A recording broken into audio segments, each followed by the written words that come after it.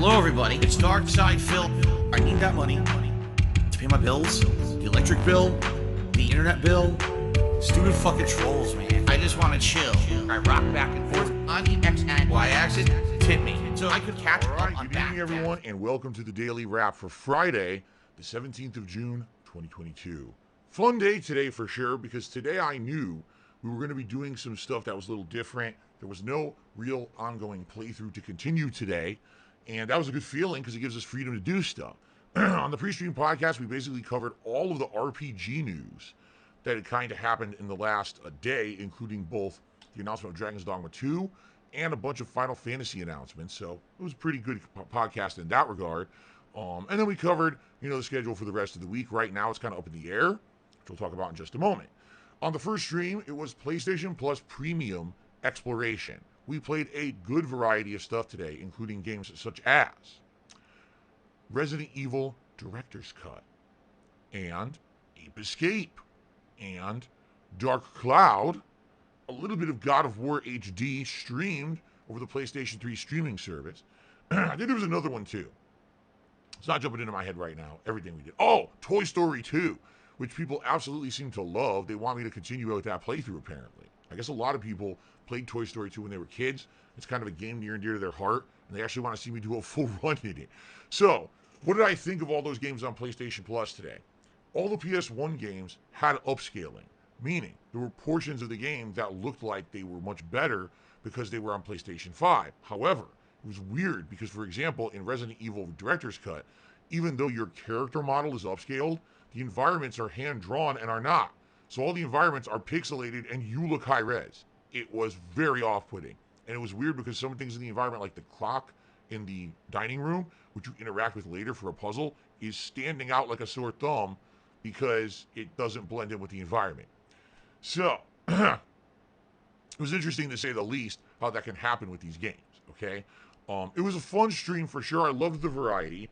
If anything, it's still showing that there's big value in this PlayStation Plus subscription service. God of War 2 had no issues with controls whatsoever, no delay, no stuttering, but admittedly the graphics weren't as crisp, I feel, as if you were playing the disc version or downloaded version. It was a little bit on the fuzzy side, I would say, with the graphics. Keep in mind, though, that collection, I believe, only played in 720p anyway, so it's not like it was 1080p crisp to begin with, but still you could tell a little bit of loss of definition, especially in certain scenes it would get more fuzzy, okay?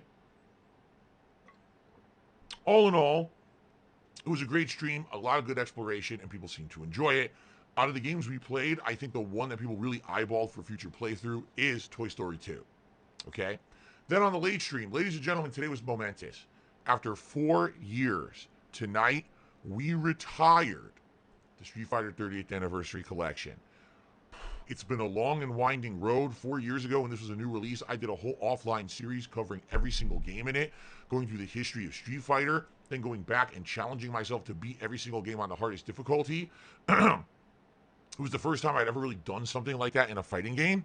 And then I've been playing the game online for 4 years. And man, the online has really, really left something to be desired. Sadly, there just was no other real substitute for this collection when it came to consoles. There was no other console edition of these games that was viable that people were still actively playing or that was worth playing, because I hate to say it, Ultra Street Fighter 2 on the Switch was a broken piece of dog shit because it had unbalance with Akuma and Violent Ken in it in ranked matches, which made no sense and ruined the game. It's all anyone ever picked in that game.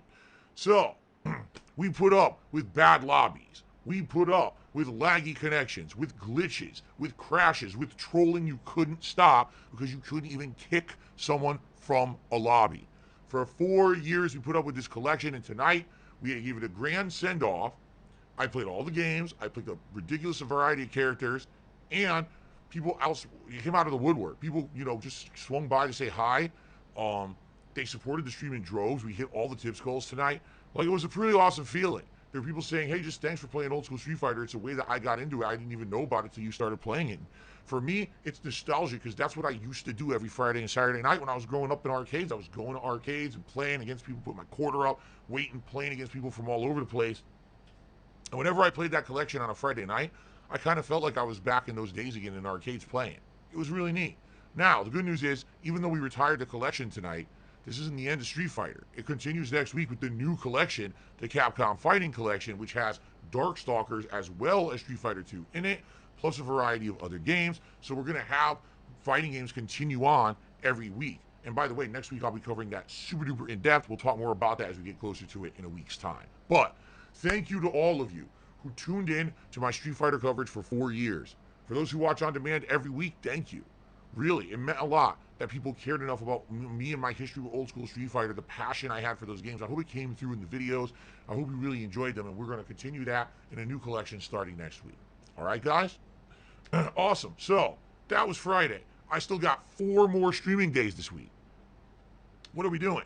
Tomorrow on Saturday, it's another stream of PlayStation Plus Premium Exploration, where we'll be checking out even more games. Likely this time, I'll try a little bit more of the PlayStation 3 streaming, because a few people had questions about particular games and how they would perform. So maybe we'll try like 2 or 3 PS3 games and see how they work with the streaming. Maybe we'll try a modern game or two. We'll see. There's a lot on there to explore, so it's going to be another fun stream. Then tomorrow night, it's the continuation of Skyrim in Skyrim After Dark, where we're going to keep doing the Dawnguard DLC. Now, I believe we're almost done with it. I think we maybe have 1 to 2 streams of the Dawnguard DLC, period, until it's done. And then we're really in the end game, where maybe if there's a few odds and ends missions left to do in the world, and then the end of the game, which there's not a lot left in the plot, we've done most of it. So I predict Skyrim may finish within another 1 to 2 weeks tops. We may actually wrap up the playthrough, which is good, because people have been asking, gee, are you going to do another RPG? And I'm like, I can't do one until we wrap this up, okay? And so, tomorrow should be another great day of variety and fun. Little preview of what else is coming up. Saturday will be my second run ever in TMNT Shredder's Revenge, where I'm going to be playing Casey Jones, and I'm going to be doing online co-op this time. For the rest of the week, meaning Sunday night, Monday, and Tuesday, I have no idea. It's wide open. What do you guys want to see? Here's some candidates. Super Mario Bros. 2, Castlevania Collection, where I played the classic Castlevania games that are super challenging, and I've never actually played them in full before, so it'd be fun for me to do first-time runs and probably fail miserably at them. We could pick some games off PlayStation Plus. If you want me to do Toy Story 2 or something different, we could do that.